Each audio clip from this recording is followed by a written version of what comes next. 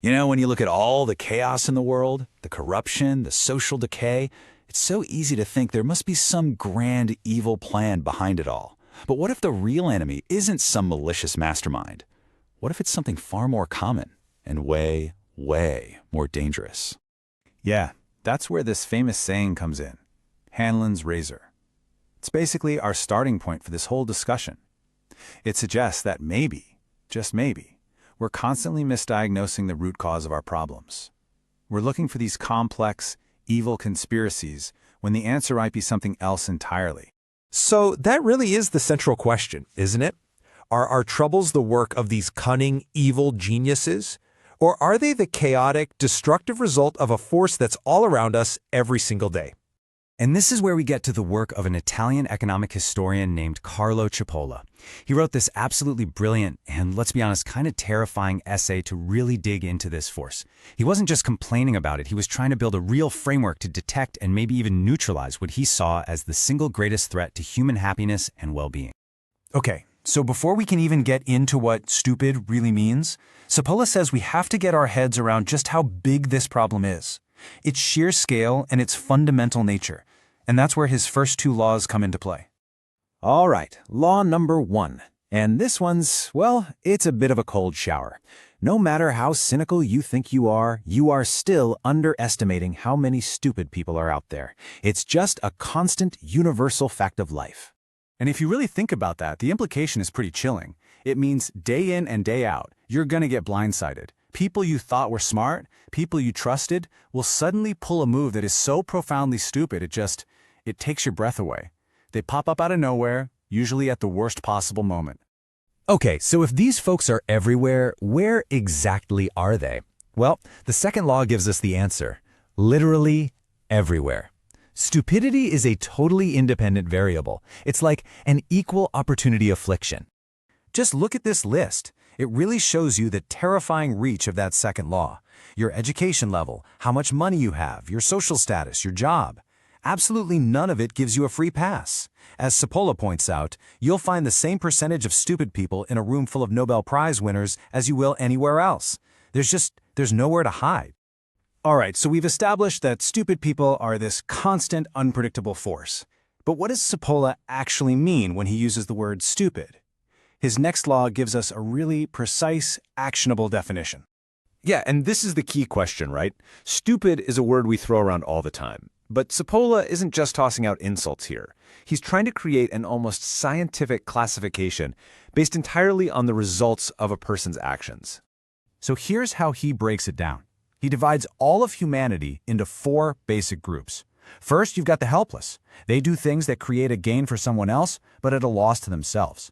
Then you have the intelligent. These are the folks who manage to create gains for themselves and for others. It's a win-win. Third, the bandit. The bandit gains at someone else's expense. You know, a classic zero-sum game. And then, well, then there's that 4th category. And this is it. This is what Cipolla calls the golden law. A stupid person is someone who causes damage, harm, and loss to other people while getting absolutely no benefit for themselves. In fact, they often end up hurting themselves in the process. It's just pure, irrational destruction. And this is why a stupid person is so much more dangerous than a simple bandit. Think about it. A bandit is rational. His actions might be immoral, but they're predictable. You get what he wants. He wants your money, your stuff, and you can build a defense against that. But a stupid person, they mess with you for no reason, for no advantage, with no plan. Their actions have no rational structure, which leaves you completely exposed. You have no way of knowing when or how or why they're going to strike. Yeah, that inherent irrationality, that total unpredictability, that's what makes the stupid person so uniquely dangerous. And our failure to really grasp this fact is the next part of Cipolla's theory. So naturally, the 4th law follows right from this. Even when we kind of get the definition, we consistently always forget just how damaging stupid people can be. We let our guard down. We deal with them, we work with them, thinking, how bad can it be?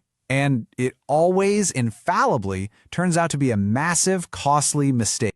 But, you know, the threat isn't the same across the board. The amount of damage a stupid person can cause really comes down to 2 things. First, their basic level of stupidity. And second, and this is the big one, how much power they have to inflict that stupidity on the rest of us. And this leads to what is maybe Cipolla's most provocative and frankly unsettling claim. He argues that in our modern world, democracy, by giving a vote to everyone, including the huge number of stupid people, actually becomes a super effective tool for making sure a steady stream of stupid individuals get elected to positions of incredible power. This quote from H.L. mentioned it nails the dynamic Cipolla is talking about. The whole political system can get caught in this feedback loop, where incompetence isn't just overlooked, it's actually rewarded, because it speaks to the largest group of voters. Okay, so if stupid people are this constant, powerful force, and our own systems can actually put them in charge, what hope do we have? Well, the final law sums up this ultimate danger, but it also points us toward our only possible defense. And that brings us to law number 5, the final law. It's really the grand summary of the entire theory. A stupid person is the most dangerous type of person. But why? Well, think back to the bandit. A bandit just moves wealth from your pocket to his. Society as a whole doesn't really lose anything. But a stupid person? They cause losses to you while gaining nothing. They don't just transfer wealth, they destroy it. They make society poorer with every single thing they do. And here's Cipolla's diagnosis for a society that's falling apart.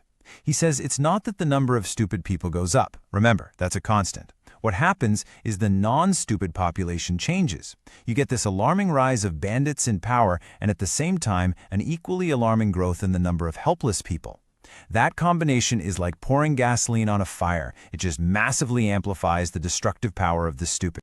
So, what's the way out? What's the solution? Well, the stupid are like a force of nature, right? Like bad weather. We can't change them. But the rest of us, we can change. The only way to stop a society from sliding into chaos is for more of the helpless and the bandits to become intelligent, to learn how to act in ways that create a win-win, that benefit themselves and others, and in doing so, actively neutralize the damage that stupidity causes. And so that leaves us with one final and, I think, unavoidable question. See, Cipolla's laws aren't just some grim theory about how the world works. They're really a personal challenge to each of us. When you're faced with this constant, irrational, destructive force every single day, the only defense you really have is to consciously choose to be intelligent in your own actions. So the question is, will you?